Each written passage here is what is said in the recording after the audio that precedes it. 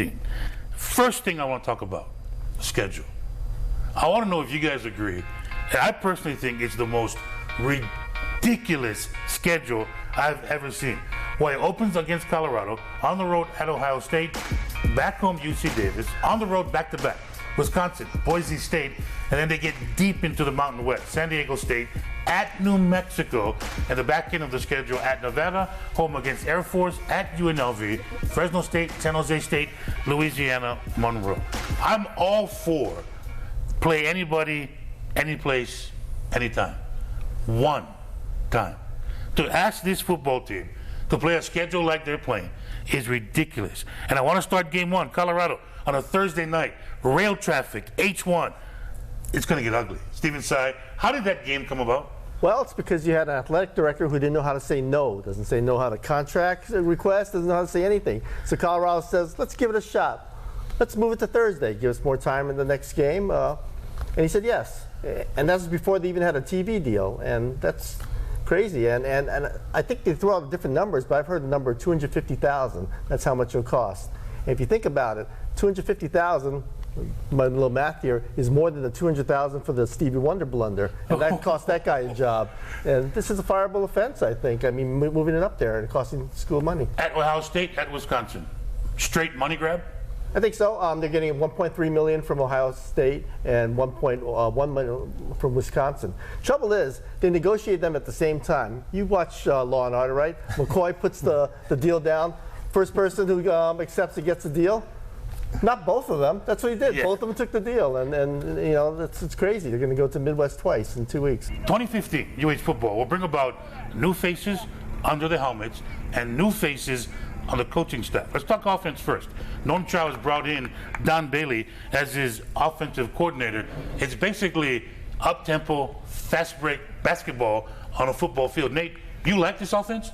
Well, I do. You know, and I was able to check out practice a week ago, and you know, I think once your players are excited and they know that the ball is going to be all over the place, and the opportunities that are in front of them to gain yards, I think receivers, you know, they're also chomping at the bit to go out there and perform because, you know, they have an opportunity, you know, to excel. And I think he brings that to the table. He's had a track record at Idaho State where they've been able to put up points, put up yards. And I think he's wanting to, you know, of course, step up here to Hawaii and showcase that as well. So he's also hungry for himself, but I think the players as well, you know, it's a new start for them as far as offense goes, and they're excited. So I'm sure, you know, it's going to go well for them. Now, a total of 5 new coaches joined the Hawaii coaching staff.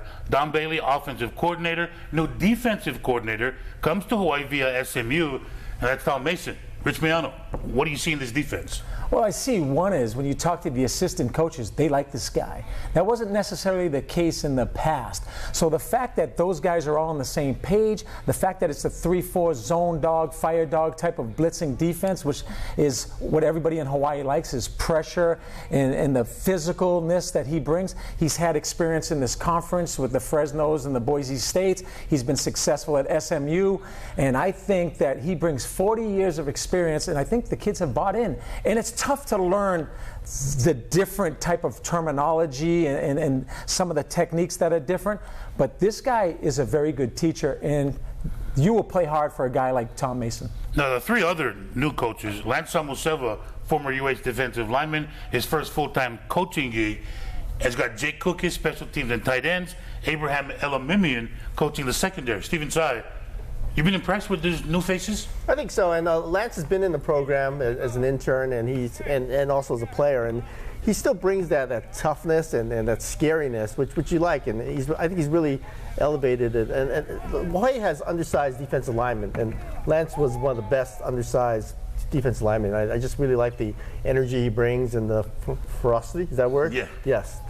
I think Abraham played under Miano. You got to admit, he came in with a chip on his shoulder. I don't know why. He still has one. I think it's because you brought him in too late. You didn't give him enough love or something, and you made him work his way up. I break him down, and I love him. Maybe you couldn't pronounce his last name, something like that. All I know is that he came in angry, and he coaches angry, and I love it. Yeah, and I think the players respect that because they know he worked his way up, and as a coach, he's working his way up too. And Kukis has a big shoe to fill replacing Demo, because special teams was excellent the past 3 seasons. Okay, guys, Norm Chow, his 4th season, overall record 8-29, 4-20 in the Mountain West. Historically, coaches with 5-year contracts, year number 4 kind of needs to be the payoff year. It's his team. Stephen Tsai, is this team ready? I think so, and it's unfortunate the guys who he inherited were recruited for a system that they weren't using anymore. And you love a guy like David Graves, he gave it all, he's a great guy, but he just didn't fit. And they could have won a lot more games if they kept playing him, but they had to move to the system they're going to now. And unfortunately, a lot of those guys, they contributed, just didn't really fit into the new system. Now he has all his players he wants. Everybody except, I believe, Justin Velli had played for Coach Mack. So I think this is the team he wants. Whether it's successful or not, who knows? But this is at least the formula that he's recruiting to. Rich, he broke the program down from when he took it over to rebuild to a type of team or a style of football that he wanted to put on the field. That transition was rough, wasn't it? Yeah, and he knows that number one, you have to win football games, and 8 wins is not enough in 3 years. He also knows you have to put people in the seats, and there's a dwindling or a dissipating attendance that you have to deal with. He has graduated players, and I think he runs a really clean program. But he has had the patience to, like Stephen was talking about, break this former mold down in terms of maybe some discipline things that he needed to instill. But he also has now finally has the team that he's proud of, that he considers it's his team, and they're much better. So if he wins this year, I would imagine he remains the coach. If he doesn't, I think he's puts on his pants every day, and this is not his first luau, and he understands the consequences. Nate, at practice the other day, over the past 3 years, the team you saw the other day, are they noticeably better than what you saw the last 3 seasons? Definitely. I think a lot more guys are on board, football IQ-wise of what they've tried to install. And a lot of the newcomers that they've kind of brought in, some of the transfers, they're hungry as well. So I think it's a real good mixture, of guys who've been here. They know what to expect. They know what Coach Chow wants to get done. And then you got other guys who's maybe second chance guys or are trying to get a new place to play. They're hungry as well. So I think it's a real good mixture, of a group of guys that are all on the same page. I mean, not to say that back in the past, I think it was just tougher, with guys that have been coached from other coaches. It's tough to get them all on the same on board at the same time. But this time, they look like they knew where they were going. Practicing harder. You can practice and play faster when you know exactly what you need to be doing and you're believing what's being taught to you. What's interesting too is that they have a lot of returning missionaries, and that was the most irritating thing about playing BYU back in the days. They had 25-year-old sophomores. Did you have to go there, Stephen? But now Hawaii's the one with the irritating players. Now, Coach Chow, not with us live in studio, but he did sit down one-on-one earlier this morning with Inside Access. Correct me if I'm wrong. Since fall camp kicked off, there's been genuine excitement from you to this team that's for anybody watching, right? Without question, Robert. This is a fun team to be around. They've worked awfully hard. Camp has been good. We've stayed healthy. It's an exciting time. We certainly understand the 13 weeks that are coming up, so we've tried to gauge practice, but I couldn't be happy with the effort of our players and, the commitment they've made. So, yes, it is an exciting time. You've broken down this team from the day you got here. You knew you had to break it down to bare bones and rebuild it to the team you wanted it to be. Are we seeing the team now that you wanted to put on the field? Yes. I'm not gonna shy away from that. Yes, for the most part. You always worry about depth, but we finally have competition. We've even got competition at the long snapping position, at the kicking position, offensive line, wide receivers, and that's what you have to have. You have to have people that compete to get the best out of everybody, and we're there now. We'll see how that schedule goes, and we're going to play. Yes. You're excited, aren't you, for opening day? Opening night. I am. I've been doing this a long time, and because of the uncertainty, the crapshoot, if you will, Robert, it makes for fun because without a doubt we will see something from them that we haven't prepared for, but they will see something from us that they haven't prepared for. That's what makes it fun. Coach, good luck against the Buffalo. Thank you, Robert. Thank you for having me. We're getting there. It's just a matter of maybe a change here or there. But for the most part, we have the unit that we want. I just want us to execute. Let's just worry about what we can control, and then that's the only thing that we should be thinking about. Starting lineups on offense. Any surprises? Anybody? Max Whittick at quarterback. Who didn't see that coming? Pleasantly surprised with the center position. I think Brendan Urban filled in admirably last year, but it'll be interesting to see what the Kealakei prospect can do, and I think he's a little bit more stout at the point of attack. Yeah, Tui Eli has had a beast of a fall camp this season, and looks to be ready. Running back, Stephen Lakalaka, newcomer Paul Harris. Will Lakalaka be healthy enough to go against Colorado? They've been sort of babying him a little bit, putting him in the red jersey, kind of keeping him away from full contact. But when he really is a really tough player, and he's sort of deceptively quick too. And I like Paul Harris because Paul Harris is deceptively tough. He looks like he's sort of a speedy, longer type of guy, but he actually can go inside fairly well. So I like that combo there. Now let's talk about the quarterback, Max Wittek, the transfer from USC. Comes into the program, sat out last season. He's 6'4", 240 pounds. He's a big kid. Played 13 games in 3 years while a Trojan. In his career, 50 of 95, 600 yards, 3 touchdowns, 1 interception at USC. Now, twice in his career, Max Wittek has faced Hawaii in 2012 and in 2013, this being the 6th consecutive year Hawaii opens against a member of the Pac-12. 8 of 13 against Hawaii, 99 yards. Twice he was sacked. Once there by Gerald Garcia-Williams, and then Brendan Daly also got to Max Wittek as a linebacker for Hawaii. Here's Don Bailey on his starting quarterback. Well, I think he's been waiting a long time, so the biggest thing is not to be overhyped about it and just be able to stay calm and be poised and take it one play at a time. Well, I like the intensity and the execution that we've had so far, and now we're in game week. Max Wittek, big kid.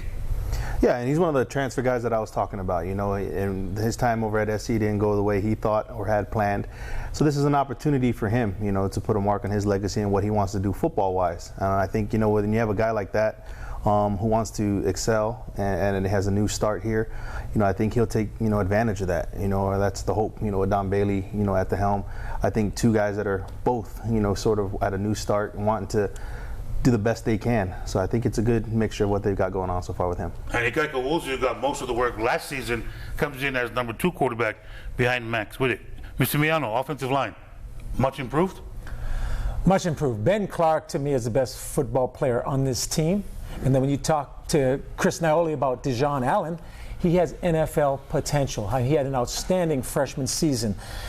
I think you're a little stronger in the middle, as we talked about, and I think that R.J. Hollis has some length to play that other tackle position, and Elijah Tupai is a good football player. So, and there's depth, and they take the mentality of their offensive line coach Chris Naioli.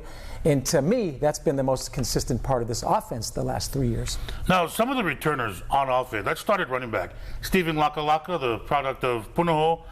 In his career, he's 5'10", 210 pounds, a junior, 646 yards last season, 2 touchdowns, been battling injury. What do you think about Lakalaka's efforts last season?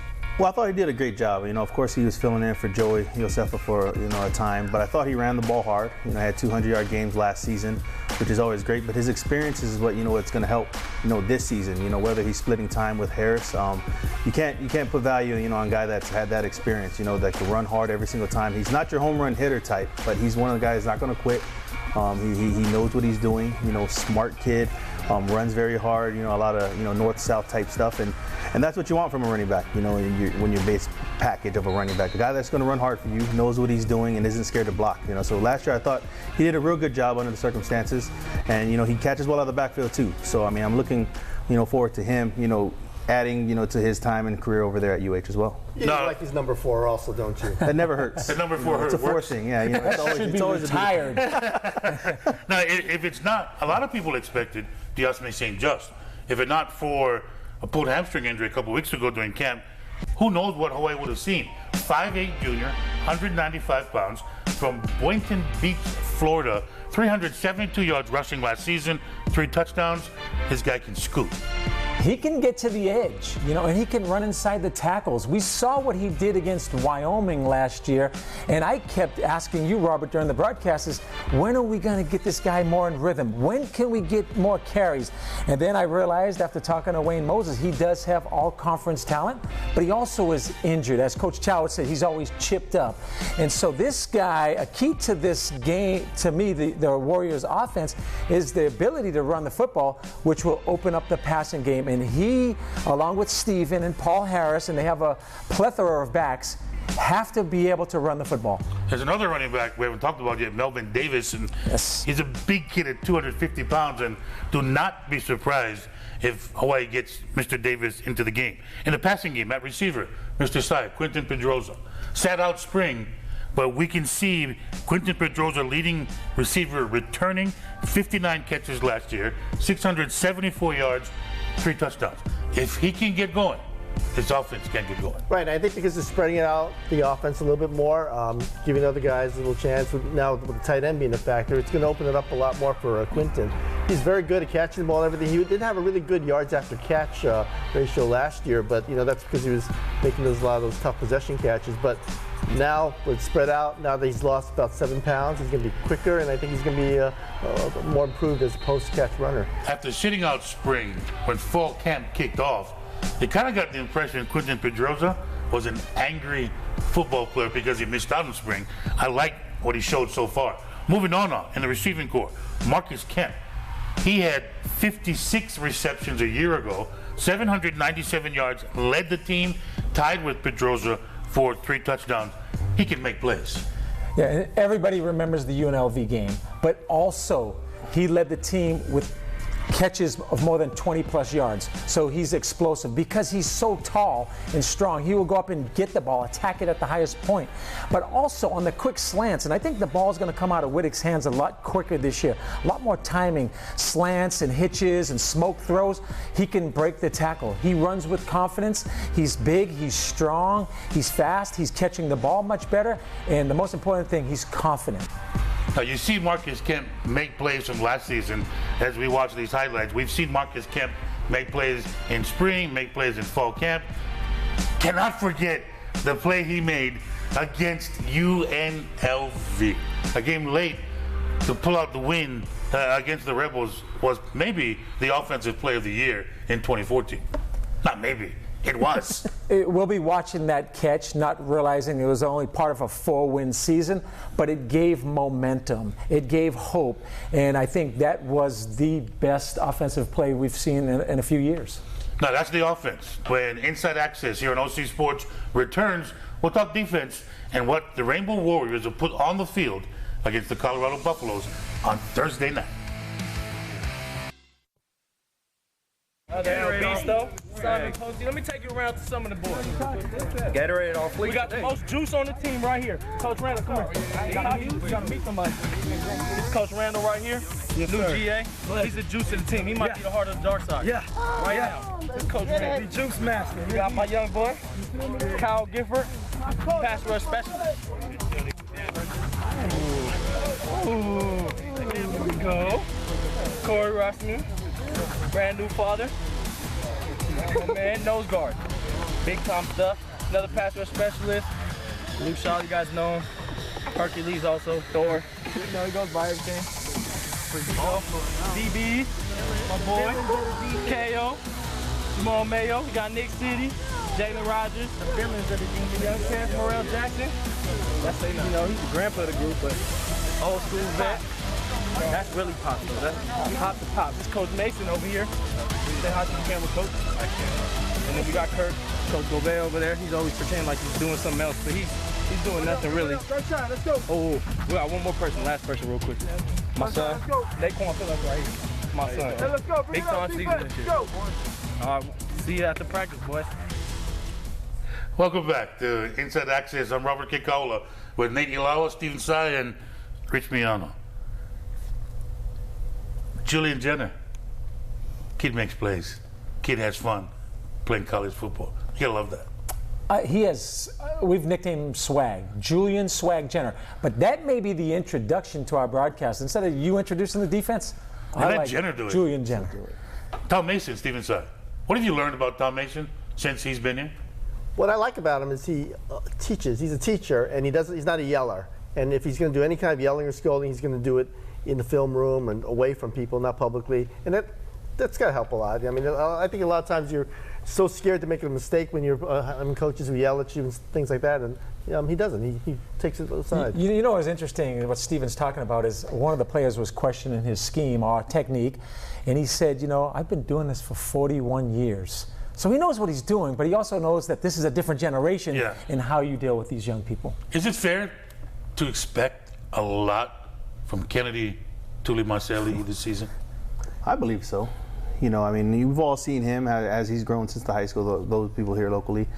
And he's able to make plays just so naturally gifted, and so he's going to anchor this defense, I believe, and he has the abilities, to take it to the next level. So, I expect a lot out of him, because, and I know he expects a lot of himself. I was able to speak to him over at the training room before practice, and he's looking for a huge year as well, and that's great, for a player to expect more than, people, whether it's media or even coaches as well, is a good thing. Well, I like his combination because he's really fast for a nose tackle, and he's really strong for a defensive end. So he creates a lot of mismatch problems.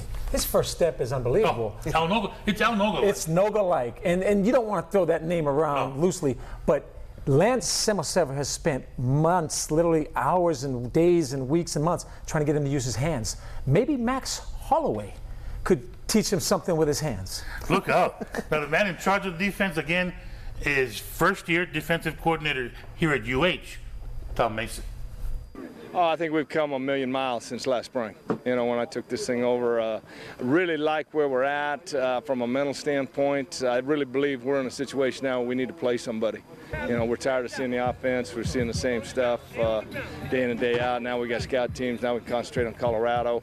But from an overall standpoint, I think we're pretty solid on defense right now. I like where we're at, and I'm anxious to see us play so I can really get a true assessment of it. Some guy shows me in the next couple of days that he's having bad practices and he ain't ready to handle, the demands that I put on the first unit guys. We hold those guys to high standards, and if they can't accept those high standards and they start having bad practices, I'll let the next guy have a chance. We're going to find 11 to 14 guys that are going to play at a high level.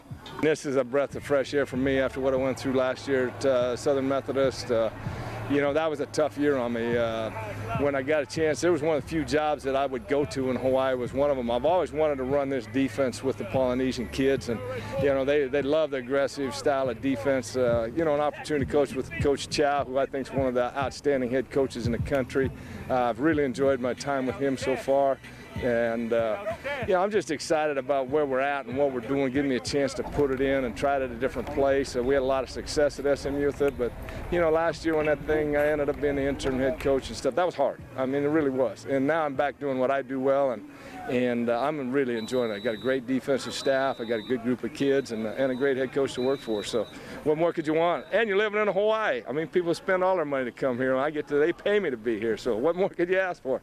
Linebackers in this defense, and talking to Coach Mason, they're the key to this whole puzzle. Maybe traditionally on 3-4 is a nose guard to be the anchor.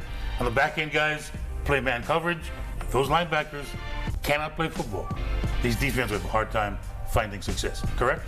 Yeah, and if that's his philosophy, like you say, some people believe that the platinum standard is the nose tackle. They're not very big at nose tackle. Some people believe it's the shutdown corner.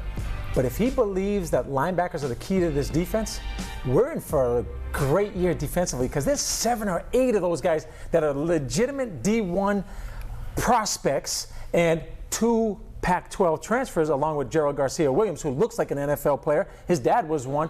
There's athleticism at that position. Now, it's been such a turnover defensively, and the competition has been so good that the top 2 returning tacklers from 2014 are not starters heading into game 1. Let's start in the back end. Trayvon Henderson, 6 foot, 200-pound junior. Last season, 63 tackles, 3-4 loss of yards, a sack, and 2 interceptions. He'll play in certain situations. He's not starting. How good is that for the team that everybody got better? Right, and when you talk about depth and you talk about quality and quantity, you talk about guys that can cover kicks and punts. But this guy, Trayvon Henderson, 3.88 seconds in the short shuttle. So that tells you he has the lateral quickness to play in the National Football League. Vertical jumps, 37 inches, over 200 pounds. Biggest calves on the team, Robert. They're almost your size. So this is a football player. And for him not to be starting, along with some of the linebackers that aren't going to be starting against Colorado, this shows you that this team is loaded with depth, because that guy is another guy. When we talk NFL, he'll be in the discussion. Now, he was tied last year with 63 tackles with linebacker Simon Pulte. He's a senior, 6 feet, 235 pounds, also 63 tackles, 3 tackles for a loss of yards. He had a pair of sacks and the 1 INT.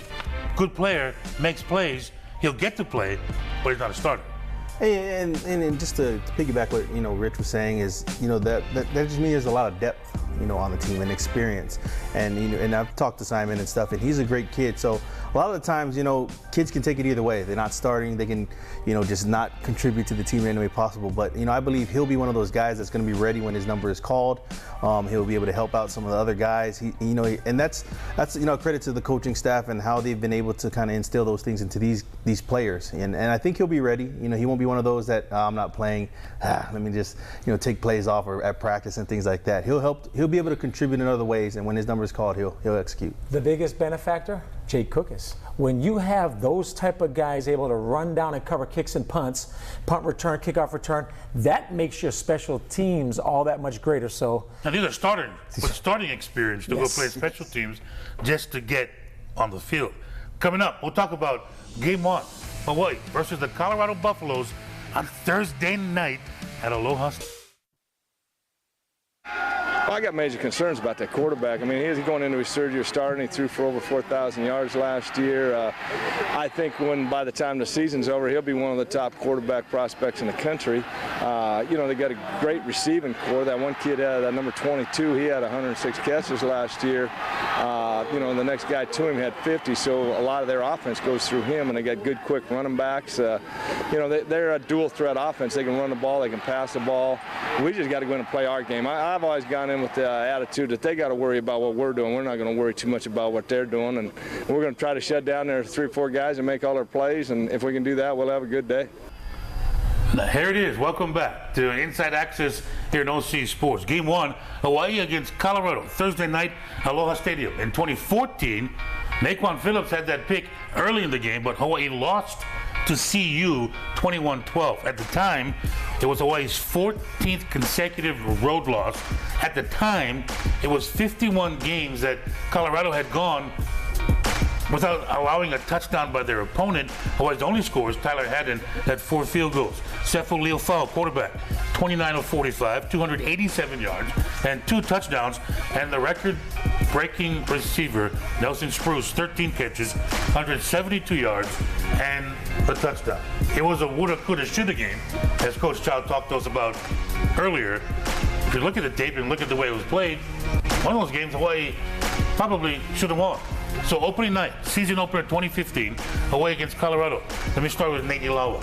Your expectations of the Rainbow Warriors? Well, I expect them to come out excited, and flying around, listening to Coach Tom and even with Julian Jenner, the guys look excited, especially on the defensive side of the ball. Offensively, that's a rhythm thing. Usually, maybe it take a couple games live or a couple of series live, to get, everything kind of going, get it going smooth. But defensively, I expect them to come out excited, get after it, and like he was saying, make them worry about what the defense is doing, except the other way around. Stephen Tsai, Hawaii, Colorado, Game 1? I think so. I think they are so ready to play each other, and in Colorado too. And the thing I find funny is Colorado doesn't get all the great weather reports that we get, and they're freaking out. They think there might be a hurricane, and Hawaii's not denying it. They're just saying, pack, a lot of water and things like that, and sandbags, things like that. Bring your own toilet paper. Yeah. So I think in their mindset, I guess there was a report that they were practicing with a wet ball because they thought, things were going to be bad. So I think Hawaii's getting in their head. Oh, yeah. Is this a game, Rich, that if you look at it, when the schedule comes out every year, all of us who follow this program, we look at the schedule. We start checking off, okay, nah, I don't think so. This is a game that could change the season. Hawaii beats this Pac-12 team, could make their season.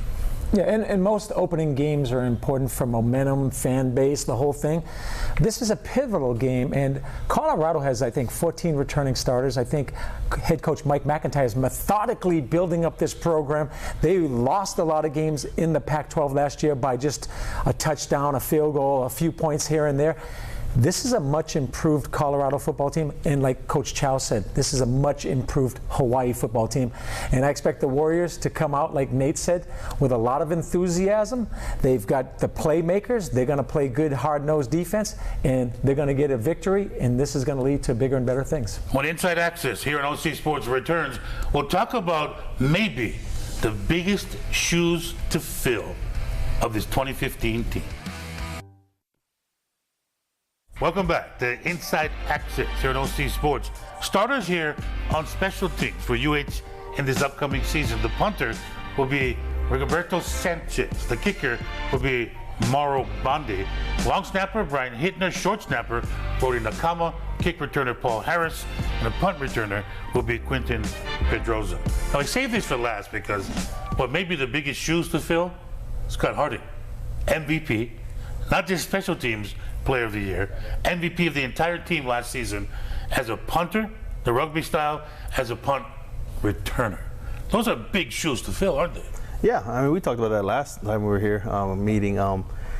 You know, what he did to the game, he changed a lot of the ways teams were approaching Hawaii special teams. We saw teams, Wyoming would just all run off scatter. They'd run off the field. You know, he was which is the craziest thing I've ever seen. You see, it was, as soon as he catches the ball, it's like poison automatic, and everybody was gone because it was hitting guys. You know, it was changing field position and things like that. He had that effect on the game, that much effect on the game, and he did well at, you know, even retrieving punts. I mean, he was sure-handed usually, and that's something that's always key when you're returning kicks, is to be able to catch the ball first. But of course, his punting, you know, speaks for itself. Where we watched them all the last couple of years, just it was entertaining, the rugby style. Before we say goodbye, let me ask each one of you. In 2015, University of Hawaii football, for them to have success, one player that needs to stand out, and why?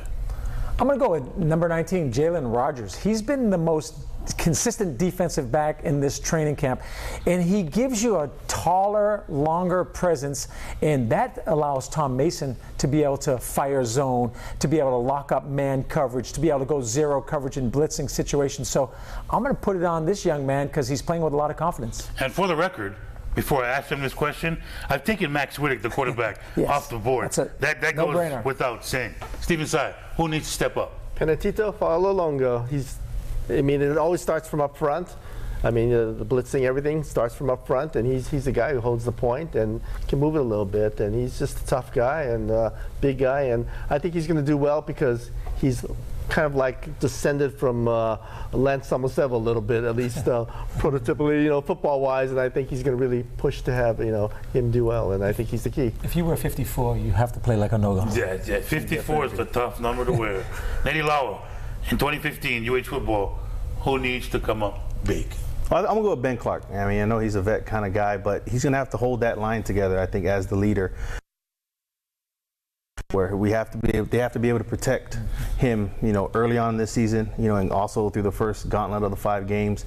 It's going to be on him to keep Max Wittick standing in the pocket, and he's able to do it himself. But as a unit, I think he's going to be the leader that's going to hold it together. We shall see what happens. Hawaii versus Colorado, 2015 season opener to the college football season for the Rainbow Warriors. For Rich Miano, for Stephen Tsai, Nady Lawa, I'm Robert Kikawa. Thanks for watching Inside Access here on OC Sports. See you next week.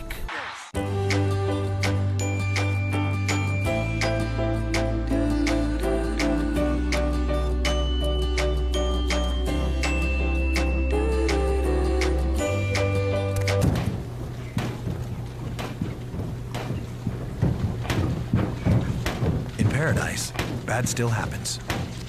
First Select Portfolio protects your home and auto with a bundled policy tailored to you. Only from First Insurance of Hawaii. Get a quote today.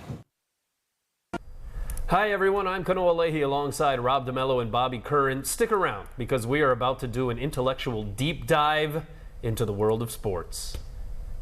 But seriously. Bank of Hawaii is proud to sponsor this program.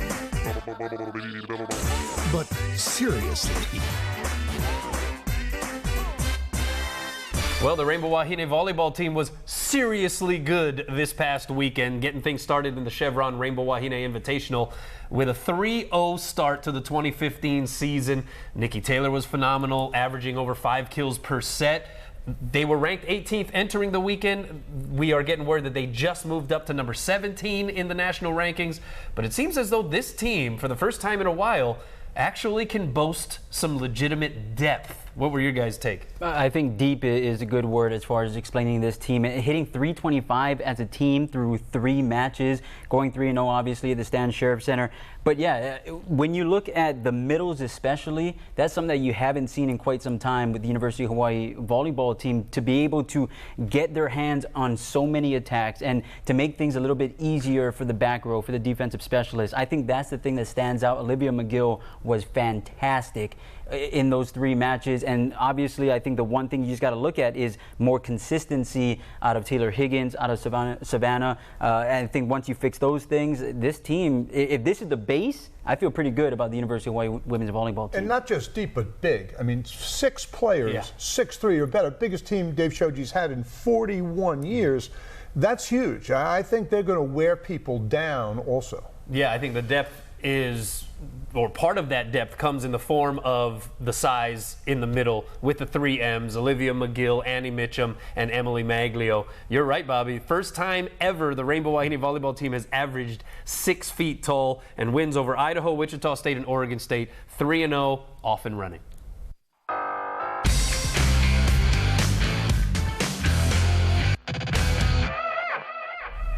And as mentioned, that depth was on display at the Stan Sheriff Center this past weekend. It gives Dave Shoji, frankly, some options at some positions where historically there haven't always